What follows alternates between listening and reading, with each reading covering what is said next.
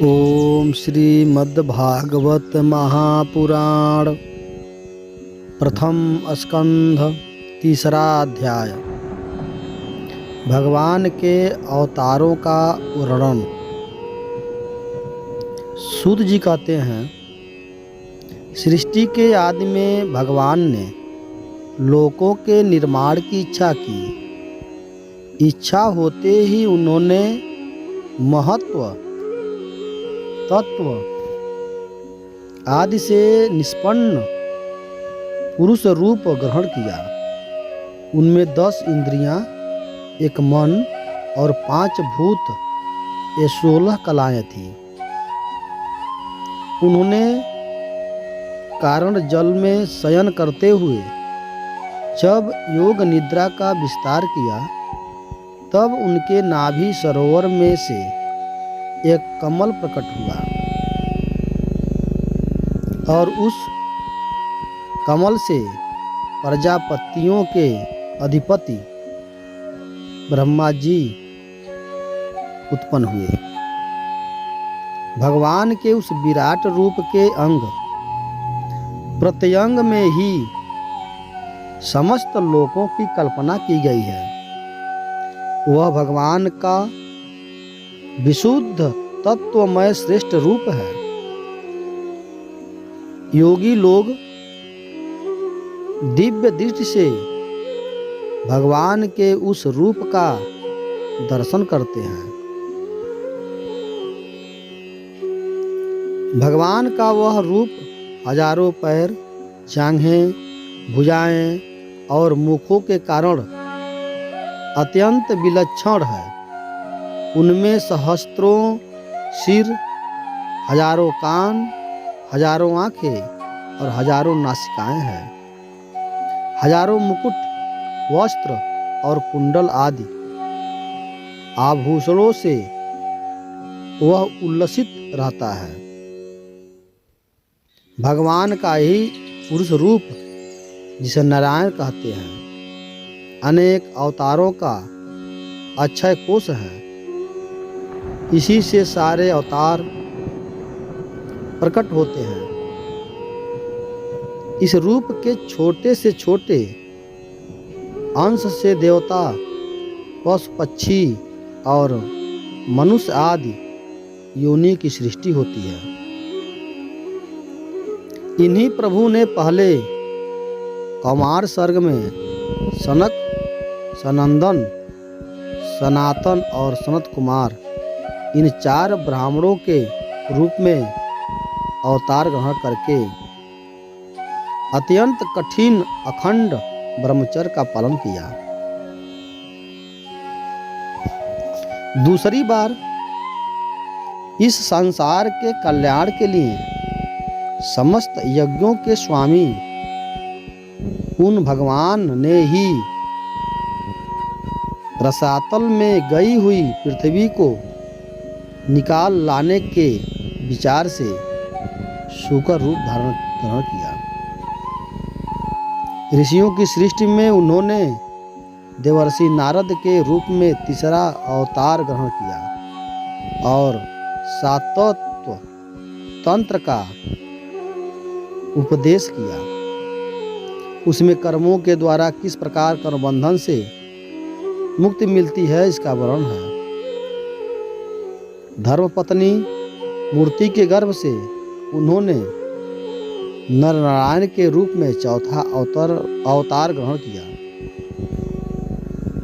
इस अवतार में उन्होंने ऋषि बनकर मन और इंद्रियों का सर्वथा संयम करके बड़ी कठिन तपस्या की। 5वें अवतार में वे सिद्धों के स्वामी कपिल के रूप में प्रकट हुए और तत्वों का निर्णय करने वाले सांख्य शास्त्र का,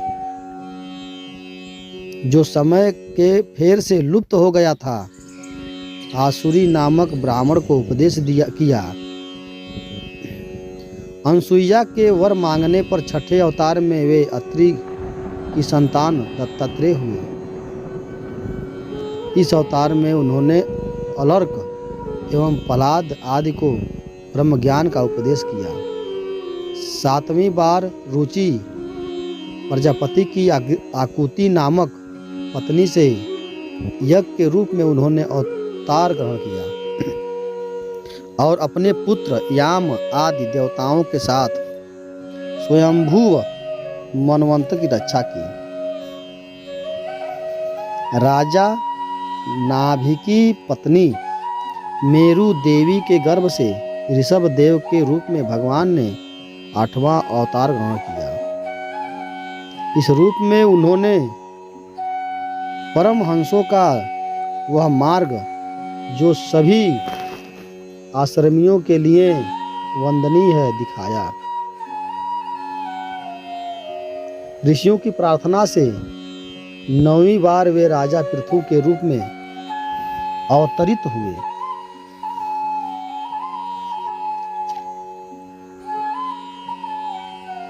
शौनक आदि ऋषियों, इन अवतार में उन्होंने पृथ्वी से समस्त औषधियों का दोहन किया था। इससे यह अवतार सबके लिए बड़ा ही कल्याणकारी हुआ। चासुस मनवंतर के अंत में जब सारी त्रिलोकी समुद्र में डूब रही थी, तब उन्होंने मत्स्य के रूप में 10वां अवतार ग्रहण किया और पृथ्वी रूपी नौका पर बैठाकर अगले मनवंतर के अधिपति वैवत्स मन की रक्षा की।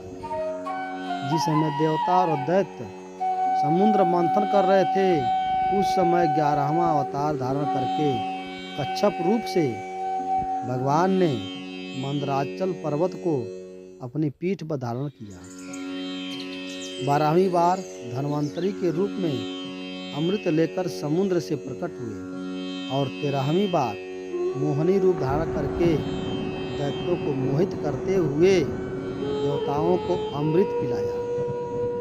14वें अवतार में उन्होंने नरसिंह रूप का धारण किया और अत्यंत बलवान दैत्यराज हिरण्यकशिपु की छाती अपने नाखूनों से अनायास इस प्रकार फाड़ डाली जैसे चटाई बनाने वाला सीख को चीर डालता है। 15वीं बार वामन का रूप धारण करके भगवान दैत्यराज बलि के यज्ञ में गए। वे चाहते थे त्रिलोकी का राज, परंतु मागी उन्होंने केवल 3 पग ही। पृथ्वी 16वें परशुराम अवतार में जब उन्होंने देखा कि राजा लोग ब्राह्मणों के द्रोही हो गए हैं, तब क्रोधित होकर उन्होंने पृथ्वी की 21 बार क्षत्रियों से सुन कर दिया। इसके बाद 17वें अवतार में सत्यवती के गर्भ से पराशर जी के द्वारा एक व्यास के रूप में अवतरित हुए। उस समय लोगों की समझ और धारणा शक्ति कम देखकर आपने वेद रूप वृक्ष की कई शाखाएं बना दी। 18वीं बार देवताओं का कार्य संपन्न करने की इच्छा से उन्होंने राजा के रूप में राम अवतार ग्रहण किया है और सेतु बंधन, रावण वध आदि वीरतापूर्ण बहुत से लीलाएं की। 19वें और 20वें में अवतारों में उन्होंने यदुवंश में बलराम और कृष्ण के नाम से प्रकट होकर पृथ्वी का भार उतारा। उनके बाद कलयुग आ जाने पर मगध देश यानी बिहार में देवताओं के द्वेषी दैत्यों को मोहित करने के लिए अजन के पुत्र रूप में आपका बुद्ध अवतार हुआ। इसमें भी बहुत पीछे जब कलयुग का अंत समीप होगा और राजा लोग प्रायः लुटेरे हो जाएंगे, तब जगत के रक्षक भगवान विष्णु यश नामक रावण के घर कली के रूप में अवतरित होंगे। शौनक आदि ऋषियों जैसे अगाध सरोवर से हजारों छोटे छोटे नाले निकलते हैं, वैसे ही सत्व निधि भगवान श्री हरि के असंख्य अवतार हुआ करते हैं। ऋषि, मनु, देवता, प्रजापति, मनुपुत्र और जितने भी महान शक्तिशाली हैं, वे सब के सब भगवान के ही अंश हैं। ये सब अवतार तो भगवान के अवतार अथवा कलावतार हैं, परंतु भगवान श्री कृष्ण तो स्वयं भगवान अवतारी ही हैं। जब लोग दैत्यों के आचरण से व्याकुल हो उठते हैं, तब युग युग में अनेक रूप धारण करके भगवान की रक्षा करते हैं। भगवान उनकी रक्षा करते हैं। भगवान के दिव्य जन्मों की यह कथा अत्यंत गोपनीय रहस्यमयी है। जो मनुष्य एकाग्र चित्त से नियम पूर्वक सायकाल और प्रातः काल प्रेम से इनका पाठ करता है, वो सब दुखों से छूट जाता है। प्राकृतिक स्वरूप रहित चिन्मय भगवान का जो यह स्थूल जगत आकार रूप है, यह उनकी माया के महत्त्वादि गुणों से भगवान में ही कल्पित है। जैसे बादल याऊ के आश्रय रहते हैं और धूसर पना धूल में होता है, परंतु अल्पबुद्धि मनुष्य बादलों को आकाश में और धूसरपन के वायु में आरोप करते हैं। वैसे ही अविवेकी पुरुष सबके साक्षी आत्मा में स्थूल दृश्य रूप जगत का आरोप करते हैं। इस स्थूल रूप से परे भगवान का एक सूक्ष्म अव्यक्त रूप है, जो न तो स्थूल की तरह आकार आदि गुणों वाला है और न देखने सुनने में ही आ सकता है। वही सूक्ष्म शरीर है। आत्मा का आरोप या वश प्रवेश होने से ये जीव कहलाता है और इसी का बार बार जन्म होता है। उपयुक्त सूक्ष्म और स्थूल शरीर अविद्या से ही आत्मा में आरोपित है।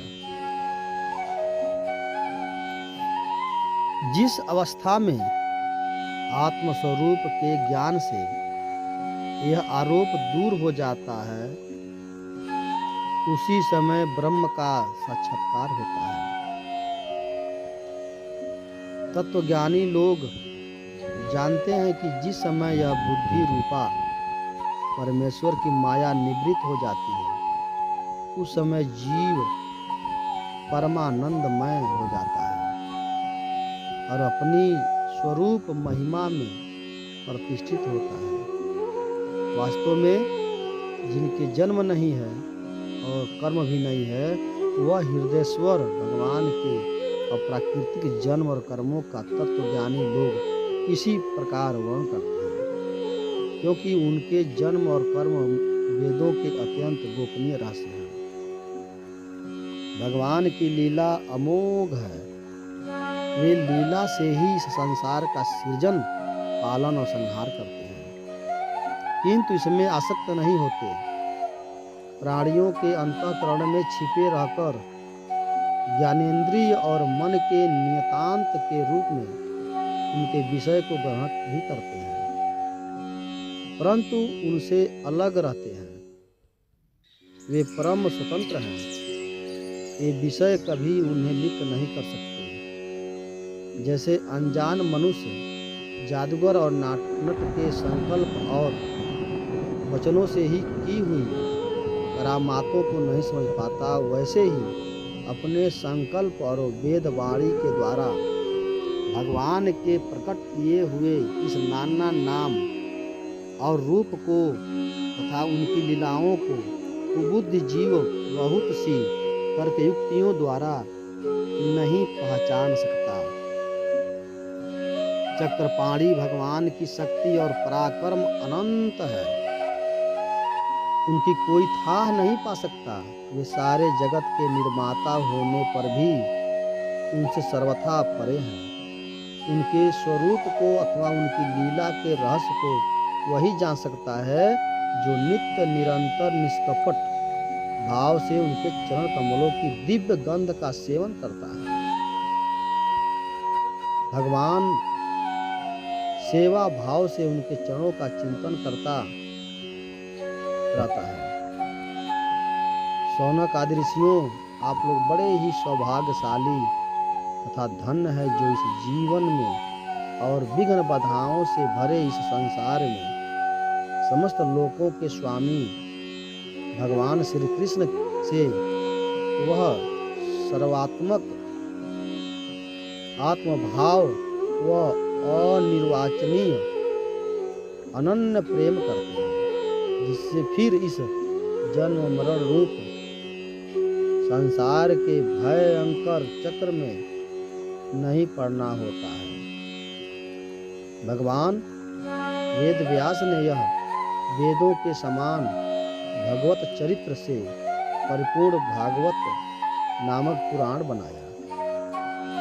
उन्होंने इस श्लाघनीय कल्याणकारी और महान पुराणों को लोगों के परम कल्याण के लिए अपने आत्मज्ञान शिरोमणि पुत्र को ग्रहण किया। इसमें सारे वेद और इतिहासों का सार संग्रह किया है। सुखदेव जी ने राजा परीक्षित को यह सुनाया। उस समय वे परम ऋषियों से घिरे हुए आमरण अनशन का व्रत लेकर गंगा तट पर बैठे हुए थे। भगवान श्री कृष्ण जब धर्म ज्ञान आदि के साथ अपने परम धाम को पधार गए, तब इस कलयुग में जो लोग अज्ञान रूपी अंधकार से अंधे हो रहे हैं, उनके लिए यह पुराण रूपी सूर्य प्रकट हुआ है। शौनक आदि ऋषियों, जब महातेजस्वी श्री सुखदेव जी महाराज वहाँ इस पुराण की कथा कह रहे थे, तब मैं भी वहाँ बैठा था। वही मैंने उनकी कृपापूर्ण अनुमति से इसका अध्ययन किया। मेरा जैसा अध्ययन है कि मेरी बुद्धि ने इतना जिस प्रकार इसको ग्रहण किया, उसी के अनुसार इसे मैं आप लोगों को सुनाऊंगा।